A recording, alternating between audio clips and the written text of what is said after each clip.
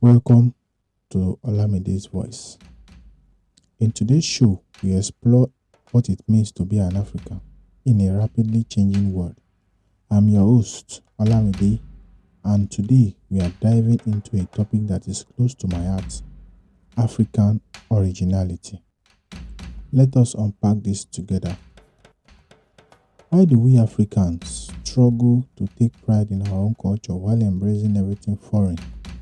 Why do we Africans often feel ashamed of our own culture while celebrating others? What does it mean to be truly original in a world dominated by Western influence? What have we created that we are proud of celebrating and the world celebrated it along with us?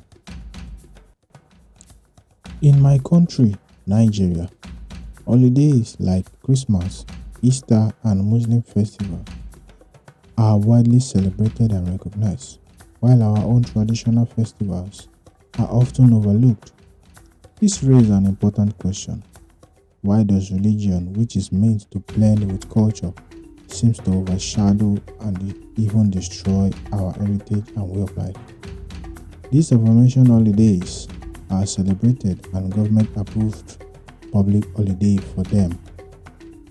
Traditional celebrations like Arugo Festival, Osun Festival, and Ikeji Festival and Igu Aro Festival are overlooked, and no one gave attention to any one of them at least. Nigerians celebrate Western culture and no traditional culture are given holidays by the government. Nigerians celebrate 12 to 13 public holidays in a year, and none of those holidays are attributed to any traditional or indigenous festival.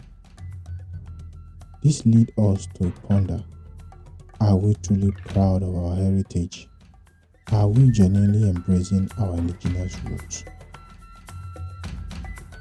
Why do we celebrate Christmas with snow themed decoration in a tropical climate?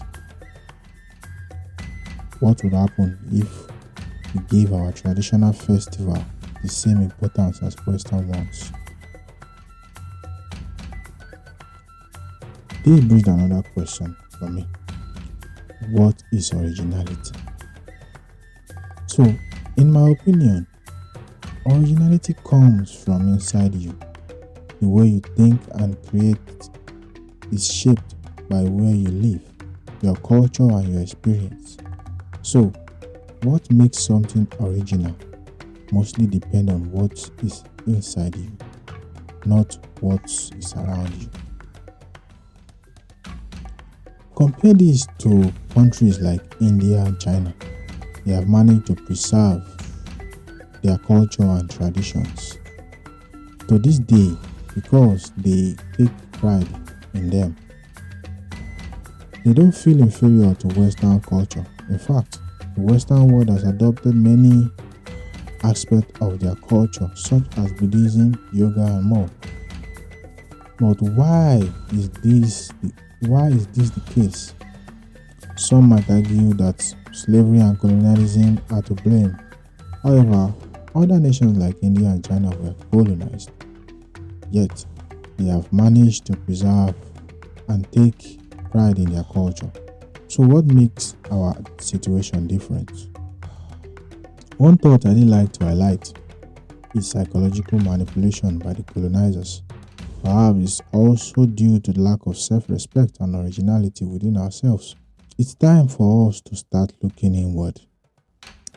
Next time you celebrate a holiday, ask yourself, what African tradition could I incorporate into this? Let's make conscious effort to learn more about our heritage and teach it to the next generation. It's time for us to embrace our own culture and look inward.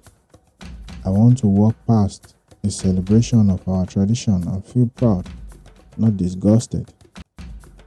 I want to see people who take pride in our culture and feel happy, not as though I'm superior for practicing Western culture or religion. Did you know that foreign religions are often rooted in traditional culture of the places they originated from? For example, the white wedding is a tradition in UK and other Western countries.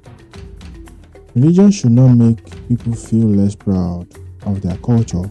In fact, it is possible to integrate religious practice with cultural traditions. However, in Africa and especially in Nigeria, the case is different.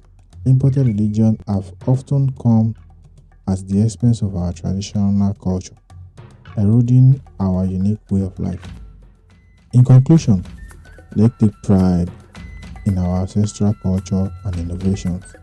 Let's read and learn more about who we used to be so we can embrace ourselves and stop looking down on our heritage as inferior.